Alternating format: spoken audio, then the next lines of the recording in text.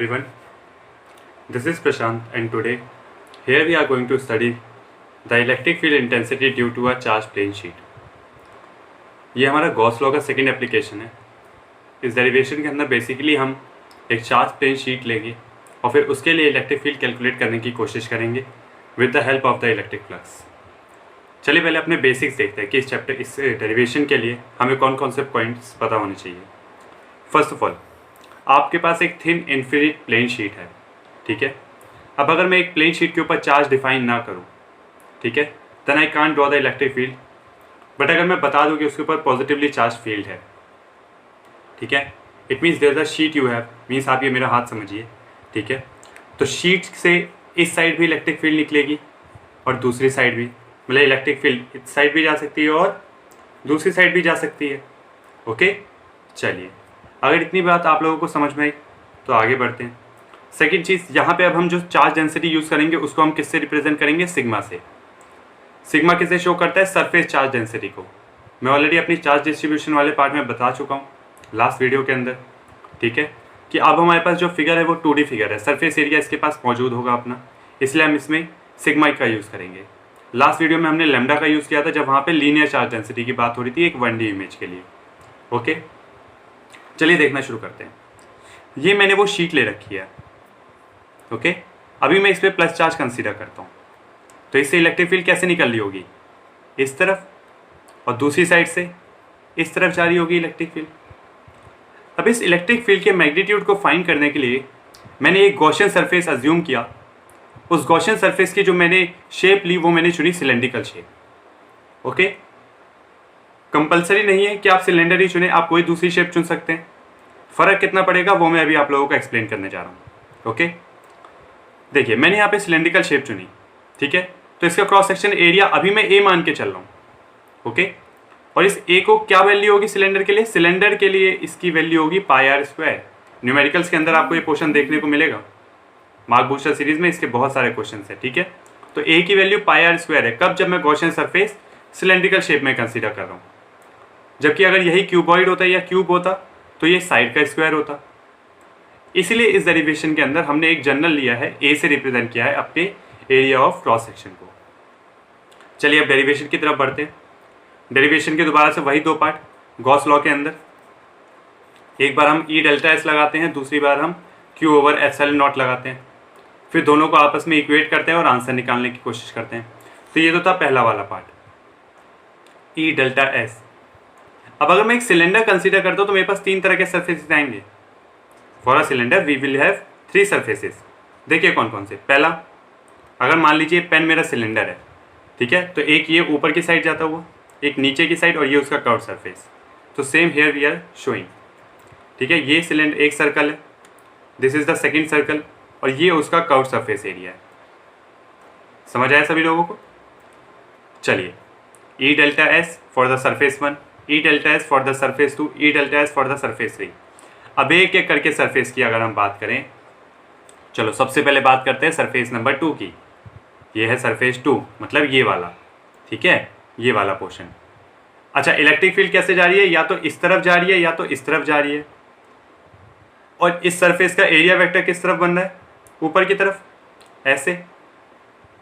तो electric field, ठीक है, ये देखो यहाँ पे इलेक्ट्रिक फील्ड इस तरफ जा रही है और इसका डेल्टा एस उस तरफ बन रहा है सरफेस 2 के लिए। इनके बीच का एंगल कितना है? Theta, 90 degree. समझ आ गया सभी लोगों को? जबकि अगर मैं सरफेस 1 और सरफेस 3 की बात करूं, मतलब ये दोनों सर्कल्स की बात करूं, तो ज़रा ध्यान से देखो, इस वाले सर्कल का जो एरिया वेक्टर होगा वो भी इस तरफ होगा। आई होप आप लोगों को एरिया वेक्टर पता है। जिसे अभी तक एरिया वेक्टर के बारे में नहीं पता वो एक बार जाके इलेक्ट्रिक फ्लक्स वाली वीडियो ज़रूर देख कर आए, ठीक है। तो सर्कल का इलेक्ट्रिक वेक्टर इस तरफ होता है, ठीक है। इस वाली साइड का एरिया वेक्टर किस तरफ होगा? इस तरफ, मतलब इसका फेस इस तरफ होगा, ठीक है। ध्यान से देखो, और ये देख लीजिए एरिया वेक्टर का डायरेक्शन मिल गया, साथ ही साथ इलेक्ट्रिक फील्ड भी देखो, इधर इस साइड इलेक्ट्रिक फील्ड इस तरफ है और दूसरी साइड इलेक्ट्रिक फील्ड इस तरफ है। तो भैया सरफेस 1 के लिए डेल्टा एस और इलेक्ट्रिक फील्ड के बीच का एंगल कितना है? सेम, तो 0 डिग्री। ऐसे ही सरफेस 3 के लिए भी इलेक्ट्रिक फील्ड और सरफेस एरिया के बीच का एंगल कितना है? सेम साइड है, तो 0 डिग्री। अब मैं अपने तरीके से आसान से समझाऊँ, ये देखो ये मेरा हाथ है, ये मेरी शीट है। अगर मैं इस साइड की बात करूँगा तो इसका फेस इस तरफ है और चार्ज की वजह से जो इलेक्ट्रिक फील्ड निकलेगी वो भी इसी तरफ निकलेगी। जबकि दूसरी साइड इसका फेस इस तरफ है, फेस इस तरफ है ना, और इलेक्ट्रिक फील्ड भी जो इस पे चार्ज मौजूद है शीट पे, उससे इलेक्ट्रिक फील्ड की भी डायरेक्शन यही होगी। समझ आ गया दोनों साइड का? इसलिए इधर के लिए ये 0 डिग्री है, उधर के लिए ये 0 डिग्री है। आई होप आप लोगों को समझ आया हो। चलिए एंगल्स पता चल गए, बस सब पुट कर दो और आपका आंसर आने वाला है। सरफेस 1 के लिए cos 0, सरफेस 2 के लिए cos 90। यहाँ देख सकते हो कौन सा सरफेस 1 है, कौन सा सरफेस 2 है, कौन सा सरफेस 3 है। सरफेस 3 के लिए फिर से 0। तो भैया ये वाला टर्म तो पूरा ही 0 हो गया। अब जरा इस वाले को देखते हैं। ई को ही रहने दिया और डेल्टा एस किसे शो करता है? सरफेस एरिया को। सरफेस एरिया हम कितना मान के चल रहे हैं? ए। तो ई डेल्टा एस की जगह क्या हो गया? ई ए। यहाँ से ही सेम यहाँ पे भी ई डेल्टा एस की जगह क्या हो गया? ई ए। टोटल फ्लक्स कितना हो गया? 2EA। ओके, ये हो गई आपकी फर्स्ट इक्वेशन 2EA। अब भैया जरा गॉस लॉ वाली की हेल्प लेते हैं। ये वाला तो पूरा हो गया ना पहला तरीका। अब दूसरा वाला part Q over epsilon not. तो xi equals to Q over में एप्सिलॉन नॉट। Q की वैल्यू क्या होगी? Sigma into A. Total charge is equals to charge density into में एरिया, ओके, अपॉन में एप्सिलॉन नॉट। फ्लक्स की दो value मिल चुकी हैं आपको। This is equation 1, this is equation 2। दोनों को आपस में इक्वेट कर दो। 2EA is equal to sigma A over में एप्सिलॉन नॉट। ए से ए कैंसल आउट हो गया। आपका एक्सप्रेशन क्या निकल के आया एक प्लेन शीट के लिए? E equal to sigma upon में 2 एप्सिलॉन नॉट। ओके, यहाँ पे ये सिग्मा क्या शो कर रहा है? Surface charge density. और इस फॉर्मूले के एंड से आप एक चीज़ समझ सकते हैं कि ये इंडिपेंडेंट होता है किसके? आपके गॉसियन सरफेस के एरिया से। आई होप आप लोगों को इसका ये पार्ट समझ में आया हो। इंपॉर्टेंट क्या है? बस ये एंगल्स इंपॉर्टेंट है, ठीक है। उसके बाद तो बहुत आसान है। इस तरफ का सरफेस EA, उस तरफ का सरफेस EA, दोनों मिला के हो गया 2EA। वो चीज़ रिप्रेजेंट कर दी। फिर flux equal to Q over epsilon not. Surface charge density के साथ है तो सिग्मा इंटू ए अपॉन में एप्सिलॉन नॉट। ये आपको चार्ज डिस्ट्रीब्यूशन में पता था, तो बस इन्हीं दोनों को इक्वेट कर दो, आपका फाइनल आंसर आ गया, ठीक है। ये किसके लिए था? ये एक सिंगल शीट के लिए था। इंपॉर्टेंट बात क्या है? ये एक सिंगल शीट के लिए था। ओके, चलो आगे बढ़ते हैं। अब हम आगे बढ़े तो हमने देखा कि अब हमें दो पैरेलल शीट्स चाहिए।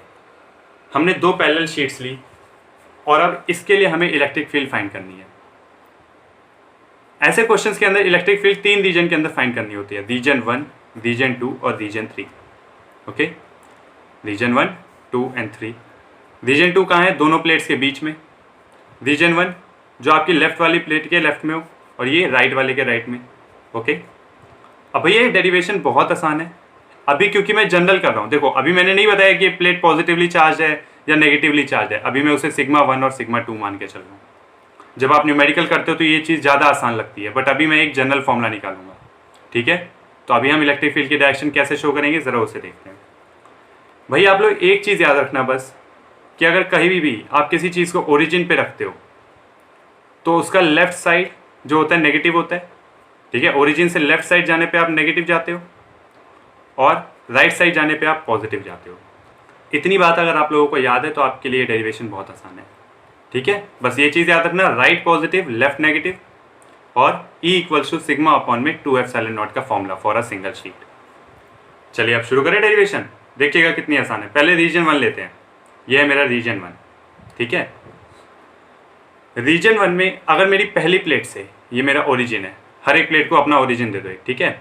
पहली प्लेट से रीजन 1 में पहुंचने के लिए मुझे कौन सी तरफ जाना पड़ेगा? लेफ्ट साइड, ठीक है। तो E1 का लेफ्ट। दूसरी प्लेट से कौन सी साइड जाना पड़ेगा? लेफ्ट साइड, तो E2 का भी लेफ्ट। ओके, एक प्लेट की वजह से क्या होता है फॉर्मूला? सिग्मा अपॉन में 2 epsilon not.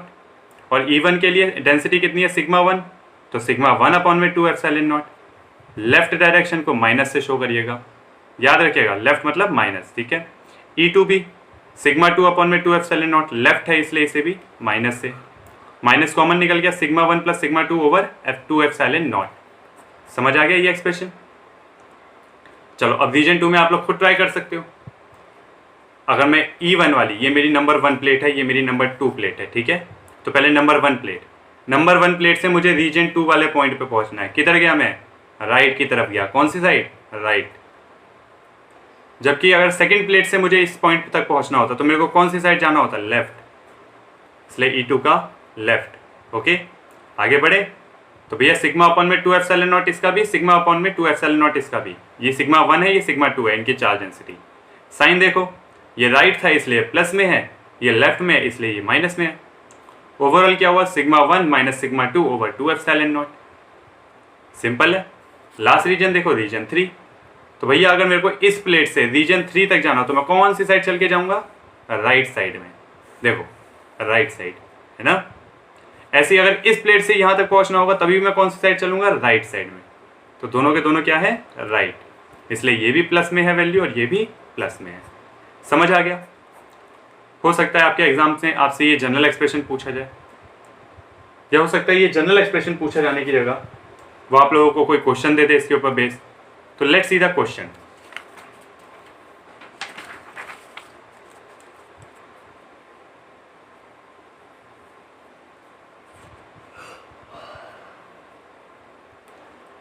So I hope आप लोगों को यहाँ पे क्वेश्चन दिख रहा हो अच्छे से। देखो बिल्कुल वही क्वेश्चन है, बस अब ये जनरल नहीं रह गया। अब ना मैंने इस कंडीशन दे दिया कि मेरा सिग्मा 1 के ऊपर प्लस का चार्ज है, सिग्मा 2 के ऊपर माइनस का चार्ज है। तो मैं इसका आंसर दो तरीके से निकाल के दिखाऊंगा। पहला जो आप खुद अपनी कॉमन सेंस के साथ करोगे, दूसरा जो आप सीधा जनरल फॉर्मूला अप्लाई करके करोगे। ठीक है, तो पहले रीजन 1 को देखते हैं। ठीक है, इसमें प्लेट 1 और प्लेट 2 दोनों का रोल देखेंगे। ये मैंने पॉइंट कंसीडर किया। ठीक है, इस पॉइंट पे अगर मैं 1 की वजह से इलेक्ट्रिक फील्ड बोलूं, देखो इस साइड प्लस वाले प्लेट है ना, प्लस वाली प्लेट से हमेशा इलेक्ट्रिक फील्ड बाहर निकलती है। ओके, तो यहां से प्लेट से इलेक्ट्रिक फील्ड बाहर निकल लिया, तो E1 की डायरेक्शन किस तरफ है? इस तरफ। देख लो, है ना। जबकि E2 की डायरेक्शन E2 पे अंदर की तरफ आती है, क्योंकि E2 कैसी चार्ज है? नेगेटिवली चार्ज है। ओके, अंदर की तरफ। तो ये जो लाइन है वो इस तरफ जा रही है, ऐसे, है ना। तो E2 की डायरेक्शन किस तरफ है? इस तरफ। E1 और E2 दोनों माइनस, एक दूसरे के अपोजिट है। ज्यादा कौन होगा, E1 या E2? तो भैया E1 ज्यादा होगा ना, क्योंकि वो पास में है प्लेट। डेंसिटी तो दोनों पे बराबर ही है, बस साइन का फर्क है। जो पास में होगा उसका ज्यादा होगा। ऐसा कुछ जो पास में है उसका ज्यादा नहीं, ऐसा भी एक्चुअली नहीं होगा। ये पॉइंट बहुत इंपॉर्टेंट है कि यहाँ पे जो पास में है वो ज्यादा नहीं होगा। किस वजह से? क्योंकि यहाँ पे इलेक्ट्रिक फील्ड आपकी यूनिफॉर्म है हर जगह। मैंने आप लोगों को इलेक्ट्रिक फील्ड लाइन्स के कॉन्सेप्ट में भी कराया था कि प्लेट्स के लिए जो इलेक्ट्रिक फील्ड होती है वो हर प्लेस पे यूनिफॉर्म होती है। अब देखिएगा आंसर में भी आपको ये चीज़ पता चल जाएगी। E1 और E2 की वैल्यू आपने लिखी, दोनों की चार्ज डेंसिटी सेम थी, इसलिए सिग्मा अपॉन 2 एप्सिलॉन नॉट। ये हो गया पहले वाले का। ये अपोजिट डायरेक्शन में इसलिए माइनस का यूज हुआ, माइनस सिग्मा अपॉन में 2 एप्सिलॉन नॉट। दोनों वैल्यू आपस में कट गई, आपका आंसर क्या आया? 0। ठीक है, तो यहाँ पे इलेक्ट्रिक फील्ड क्या होगी? 0 होगी। चलिए अब रीजन 2 का एक पॉइंट कंसीडर करता हूँ और मैं देखता हूँ यहाँ पे प्लेट का क्या असर पड़ेगा। एक पॉजिटिव वाली प्लेट से इलेक्ट्रिक फील्ड ऐसे बाहर निकलेगी। ठीक है, इस तरफ, मतलब इस पॉइंट पे इलेक्ट्रिक फील्ड E1 की मदद से इस तरफ होगी। ये देखो ऊपर वाला E1 का एरो है, इस तरफ होगी। जबकि सेकंड वाली प्लेट जो होगी उससे इलेक्ट्रिक फील्ड अंदर जा रही होगी। जरा ध्यान से देखो, ऐसे जा रही होगी ना, तो E2 की डायरेक्शन भी इसी तरफ है। अरे ये तो दोनों सेम डायरेक्शन में हो गई। सेम डायरेक्शन में होने का मतलब इनकी इलेक्ट्रिक फील्ड इस बार ऐड कर दी जाएगी। पहली फील्ड के लिए क्या होगा? Sigma upon 2 epsilon not. दूसरे के लिए भी सिग्मा अपॉन 2 एप्सिलॉन नॉट। और भैया यहाँ आप कोई माइनस मत यूज़ कर लेना कि ये माइनस का है। क्यों? क्योंकि इसके माइनस का यूज़ तो हमने डायरेक्शन में कर लिया ना, दो बार थोड़ी माइनस से यूज़ होगा। ठीक है, तो यहाँ पे टोटल कितना आ गया? 2 सिग्मा अपॉन में 2 एप्सिलॉन नॉट आना था, 2 से 2 कट गया तो क्या बचा? सिग्मा अपॉन में एप्सिलॉन नॉट। थर्ड रीजन में भी सेम वही चीज़ हुई भैया। E2 वाली प्लेट, E2 अपने अंदर ले रही है इलेक्ट्रिक फील्ड ऐसे, तो इस पॉइंट पे क्या डायरेक्शन होगी E2 की? इस तरफ। मैच करके देख लो। E1 वाली प्लेट अपने से इलेक्ट्रिक फील्ड बाहर निकाल ली है, तो क्या डायरेक्शन है E1 की? इस तरफ। अपोजिट यूनिफॉर्म है इसलिए हमें पता है इक्वल और अपोजिट होगी। चाहे तो आप डाल के देख लो, सिग्मा अपॉन 2 एप्सिलॉन नॉट। यहाँ पे अपोजिट डायरेक्शन है इसलिए माइनस, फिर E2 की वैल्यू भी सिग्मा अपॉन 2 एप्सिलॉन नॉट। दोनों ने एक दूसरे को कैंसिल आउट कर दिया। आपका फाइनल आंसर क्या आया? 0। आई होप क्लियर हुआ। जिसे ना क्लियर हो प्लीज़ एक बार रिवाइंड करके इसे दोबारा से देखिए। अच्छा, ये वे सबको समझ आ गया। अब वो जनरल फॉर्मूला यूज करते हैं जो हम लोगों ने पीछे सीखा। रीजन 1 के लिए क्या था, minus sigma 1 plus sigma 2 over में 2 एप्सिलॉन नॉट। ये निकल के आया था ना जनरल फॉर्मूला। अब देखो माइनस माइनस है, सिग्मा 1 की वैल्यू कितनी है, सिग्मा। सिग्मा 2 की वैल्यू कितनी है, माइनस सिग्मा। तो सिग्मा 2 की जगह क्या डाला, माइनस सिग्मा। सिग्मा से सिग्मा कैंसिल आउट हुआ, ओवरऑल वैल्यू क्या बन गई, 0। ये जनरल फॉर्मूला था। अगला रीजन देखो, उसके लिए जनरल फॉर्मूला क्या निकला था, सिग्मा 1 माइनस सिग्मा 2 ओवर में 2 एप्सिलॉन नॉट। वीडियो को रिवाइंड करके चेक कर सकते हैं, यही फॉर्मूला है उसका। सिग्मा 1 की वैल्यू कितनी है, सिग्मा। सिग्मा 2 की वैल्यू माइनस सिग्मा, और माइनस माइनस प्लस हो गया, माइनस माइनस प्लस हो गया, तो 2 सिग्मा ओवर 2 एप्सिलॉन नॉट। फिर से क्या आंसर आया, सिग्मा अपॉन एप्सिलॉन नॉट। यही आंसर ऊपर भी आया था। तो या तो आप अपना कॉन्सेप्ट लगा के करिए इलेक्ट्रिक फील्ड का, या फिर आप जनरल फॉर्मूला यूज करिए।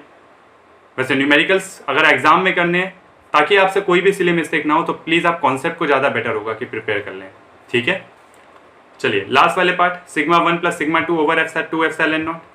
दोबारा से वही, सिग्मा 1 कितना है, प्लस का सिग्मा, प्लस का सिग्मा। सिग्मा 2 कितना है, माइनस का सिग्मा। ओके, प्लस माइनस दोनों ने एक दूसरे को कैंसिल आउट किया, आपकी टोटल इलेक्ट्रिक फील्ड कितनी आई, 0। ओके, बिल्कुल वही आंसर जो आपका यहां से मैच कर रहा था। इससे एक बात तो कंफर्म हो गई कि आप चाहे जनरल फॉर्मूला से करें, चाहे with the help of the concepts करें, आपका आंसर सेम आने वाला है। So that's all about this video. Thank you.